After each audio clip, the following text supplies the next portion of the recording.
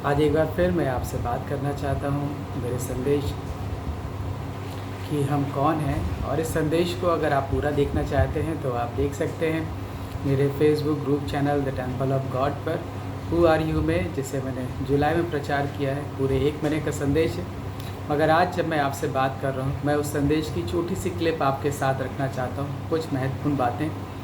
तो हम शुरू करते हैं अपने संदेश को। और अक्सर आपने इस बात को देखा होगा कि बचपन से लेकर बुढ़ापे तक लोग हमसे पूछते हैं कि आप कौन हैं आप कौन हैं, कहाँ से आए हैं। पीपल वर आस्किंग यू कि who are you, which family you have to belong, किस परिवार से आप संबंध रखते हैं, which congregation you have to belong, how age you are, कितनी उम्र है आपकी। तो ये सारे प्रश्न अगर आप देखेंगे तो आप देखेंगे कि ये जो प्रश्न है बचपन से लेकर बुढ़ापे तक हमारा साथ छोड़ता ही नहीं है कि हम कौन हैं। मगर क्या वास्तव में हम इस प्रश्न का जवाब जानते हैं कि हम कौन हैं? अगर सांसारिक दृष्टिकोण से देखें तो हम कहते हैं कि हम डॉक्टर हैं, हम इंजीनियर हैं, मैं टीचर हूँ, मैं प्रोफेसर हूँ, मैं बिजनेसमैन हूँ, मैं इस फैमिली से बिलोंग करता हूँ, मैं इस डिनोमिनेशन का मानने वाला हूँ, मैं इस कलीसिया का मेंबर हूँ। तो सांसारिक दृष्टिकोण से अगर देखें तो हम इस बात का जवाब जानते हैं कई बार। मैं राष्ट्रपति का बेटा हूँ, मैं प्रधानमंत्री के परिवार से आता हूँ, मैं बिशप के परिवार से आता हूँ, मैं पादरी साहब के परिवार से आता हूँ, मैं इस अमुक व्यक्ति के परिवार से आता हूँ। Who are you? तो हम कई बार अपनी जो पहचान होते हैं इस प्रकार से देते हैं। मगर क्या जब हम कलीसियाई जीवन की बात करते हैं तो क्या हम इस बात का जवाब जानते हैं कि हम कौन हैं? तो इसी बात को आपके साथ शेयर करना चाहता हूँ, क्योंकि बाइबल कहती है कि केवल अपने हितों की नहीं वरन दूसरों के हितों की भी चिंता करो। तो मुझे लगता है कि ये बात आपके साथ शेयर करनी चाहिए यूट्यूब पर।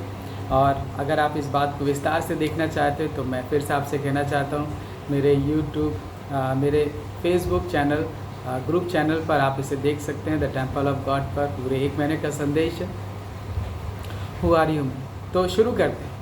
बाइबल ऐसा मुझसे और आपसे कहती है कि जब परमेश्वर ने मनुष्य को बनाया तो उत्पत्ति किताब उसका पहला अध्याय 26 से 27 आए। वी हैव रिकॉर्ड कि जेनेसिस चैप्टर 1 वर्स 26 एंड 27 इस प्रकार से लिखा हुआ है कि परमेश्वर ने कहा कि आप मनुष्य को अपने स्वरूप और अपनी समानता में बनाएं, और परमेश्वर ने कहा और बना दिया। तो इसका मतलब है कि हम परमेश्वर के स्वरूप में रचे गए हैं। क्या एक कलीसियाई व्यक्ति के तौर पर एक बच्चा इस बात को जानता है? क्या एक जवान इस बात को जानता है? क्या एक माता पिता होने के नाते मैं और आप जानते हैं? क्या बुज़ुर्ग माता पिता होने के नाते मैं और आप इस बात को जानते हैं? क्या एक विश्वासी के तौर पर मुझे और आपको ये बात पता है कि परमेश्वर ने कहा कि आओ मनुष्य को हम अपने स्वरूप और अपनी समानता में बनाएं? अगर ये बात हम जानते हैं कि परमेश्वर ने हमें अपने स्वरूप और अपनी समानता में बनाया है, तो फिर मैं जब आज आपसे बात कर रहा हूँ, तो मैं जब आज की परिस्थितियों को देख रहा हूँ, आज के मनुष्य को देख रहा हूँ, तो मुझे ऐसा लगता है कि शायद अन्य जाति नहीं जानते इस बात को कि हम कौन हैं, मगर हम कलीसिया के लोग तो जानते हैं कि हम कौन हैं। हम विश्वासी लोग जानते हैं कि हम कौन हैं, जो यीशु मसीह का जन्मदिन मनाते हैं, जो सुसमाचार को पढ़ रहे हैं और जो सुसमाचार बांट रहे हैं, और हम कहते हैं कि हम आराधक हैं, वी आर वर्शिपर्स। फिर हमारे आसपास की जो परिस्थितियां हैं वो अच्छी क्यों नहीं है? आज हमारे घर में इतनी समस्या क्यों है? एक मसीह जवान इतना ज़्यादा फ्रस्ट्रेट क्यों है? Why we all are disturb. हर तरफ अगर देखें, आज अगर आप कलीसिया की बात करें, कलीसिया डिस्टर्ब है। सेवकाई की बात करें तो हम देखते हैं सेवकाई डिस्टर्ब है। हर एक व्यक्ति को अगर हम देखें तो हम पाएंगे कि we are disturb, we are struggling. हम आशीषों के लिए भटक रहे हैं, और उसकी वजह है अपने आप को ठीक से ना जानना। अगर हम अपने घर की बात करें तो घर के अंदर इतने लड़ाई झगड़े हैं, भाई बहनों के साथ है, माँ बाप के साथ है, कलीसिया के लोगों के साथ है, हम जहाँ काम करते हैं वहाँ पर इतने झगड़े हैं। लगातार हम झगड़ते चले आ रहे हैं, और झगड़ते झगड़ते हमने 3000 से ज़्यादा डिनोमिनेशन बना दिए हैं। 3000 डिनोमिनेशन बना दी है मैंने और आपने।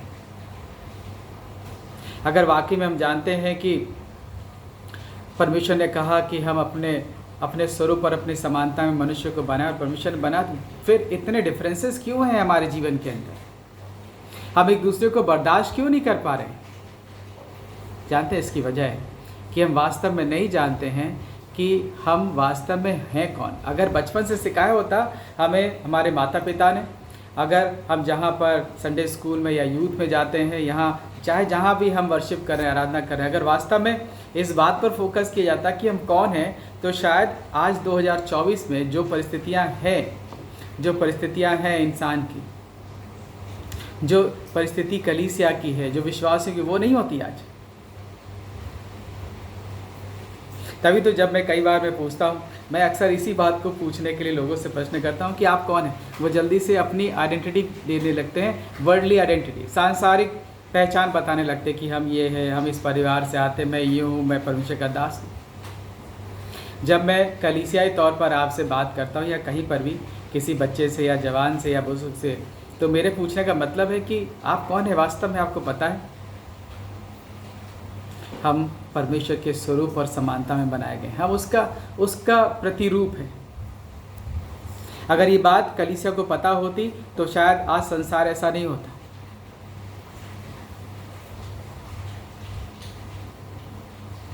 तो सबसे पहली बात कि हम अपने घर में बचपन से अपने बच्चों को सिखाएं, क्योंकि परमेश्वर ने जब मूसा को ठहराया सेवकाई के लिए, तो ये बात उन्होंने कही कि वो आज्ञाएं, वो विधियाँ, वो नियम जो तुम्हें आज मैं सुनाता हूँ, इसे तुम मानना, सीखना और सिखाना।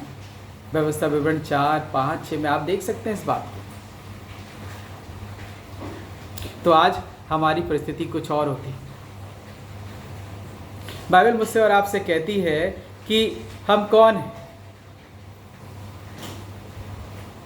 एक परमेश्वर के दास होने के नाते में कौन हूँ? बाइबल कहती है मत्ती रचित सुसमाचार उसके 9 अध्याय में और उसकी 36 आयत में, जब उसने भीड़ को देखा, बाइबल कहती है जब उसने भीड़ को देखा, मैथ्यू चैप्टर 9 वर्स 36, जब उसने भीड़ को देखा तो उसको लोगों पर तरस आया, क्योंकि वे उन भेड़ों के समान जिनका कोई रखवाला ना हो, व्याकुल और भटके हुए से थे। तब उसने अपने चेलों से कहा, पके खेत तो बहुत हैं पर मजदूर थोड़े हैं, इसलिए खेत के स्वामी से विनती करो कि वह अपने खेत काटने के लिए मजदूर भेज दे। एक परमेश्वर के दास से जब पूछा जाता है तो बड़े बड़े घमंड के साथ वो कहता है मैं ये हूँ। मगर बाइबल कहती है हम परमेश्वर के राज के वो मजदूर हैं जिन्हें परमेश्वर ने खेतों को काटने के लिए भेजा है।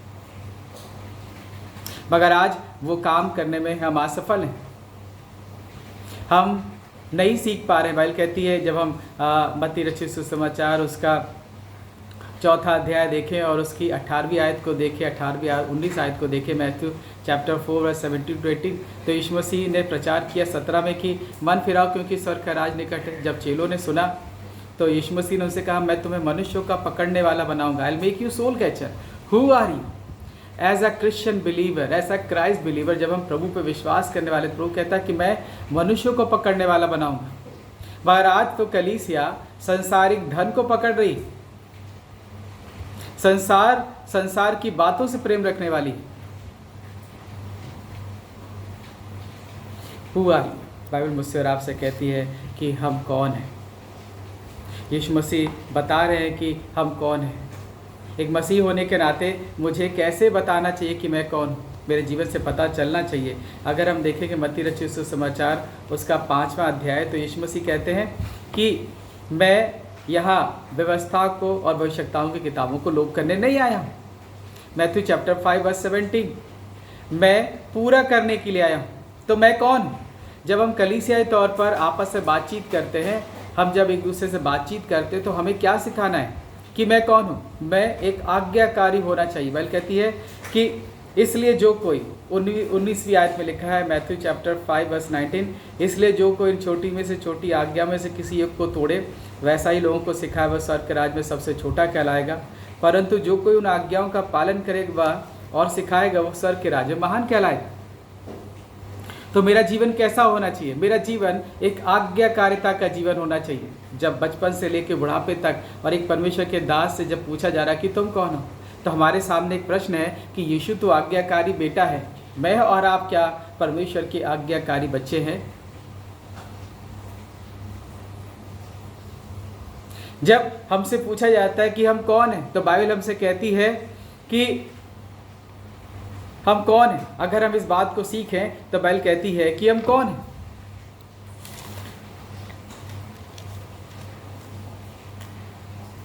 पतरस का अगर पहला पत्र पढ़ें तो हम कौन है? बाइबल कहती है कि पतरस ने लिखा अपने पहले पत्र और उसके दूसरे अध्याय और चौथी आयत में, उसके पास आकर जिसने उसे मनुष्य में तो निकम्मा ठहराया, परंतु परमेश्वर के निकट चुना हुआ बहुमूल्य पत्थर है।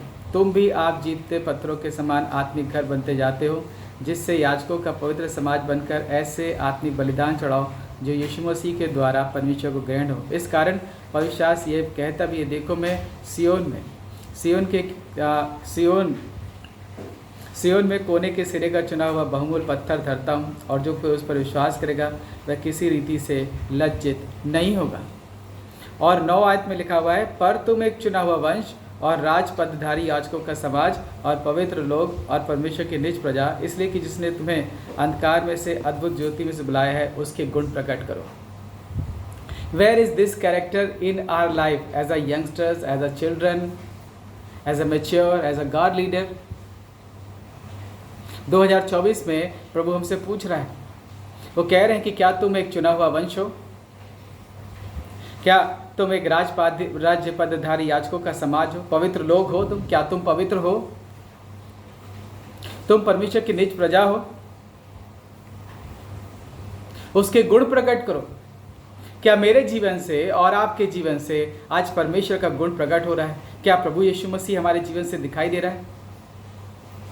Who are you? You have character of God. You have character of Christ.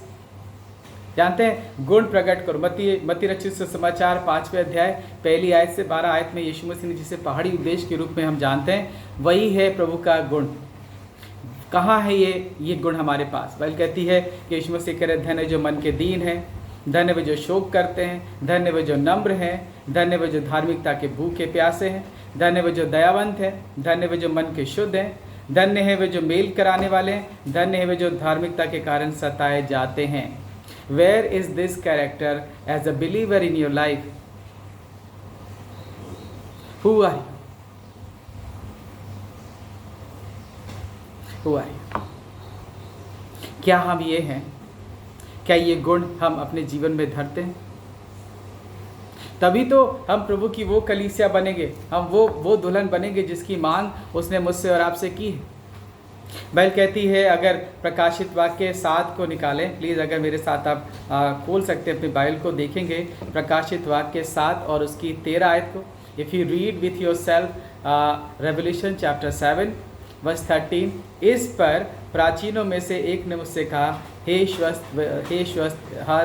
श्वेत वस्त्र पहने हुए ये कौन है? ये श्वेत वस्त्र पहने हुए कौन है और कहाँ से आए? मैंने उनसे कहा, हे स्वामी तू ही जानता है। उसने मुझसे कहा, ये वे हैं जो महाक्लेश में से निकल कर आए हैं, इन्होंने अपने वस्त्र मेमने के लहू में धोकर श्वेत किए।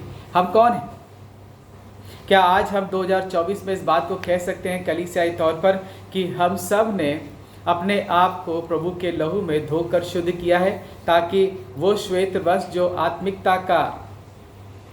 आत्मिकता की निशानी है, पवित्रता की निशानी है, क्या कलीसिया ने 2024 में पवित्रता को धारण कर लिया है अपने जीवन में? 2023 सालों से हम प्रचार कर रहे हैं। ये प्रश्न चिन्ह हमारे पास है, ये प्रश्न चिन्ह मेरे ऊपर और आपके ऊपर है। क्या हम एक ऐसी सभा बनकर तैयार हो गए हैं जो पवित्रता से भरे हुए हैं? अगर हम बात करें पतरस के एक और पत्र की, तो वहाँ पर क्या लिखा है? बाइबल कहती है इस प्रकार से,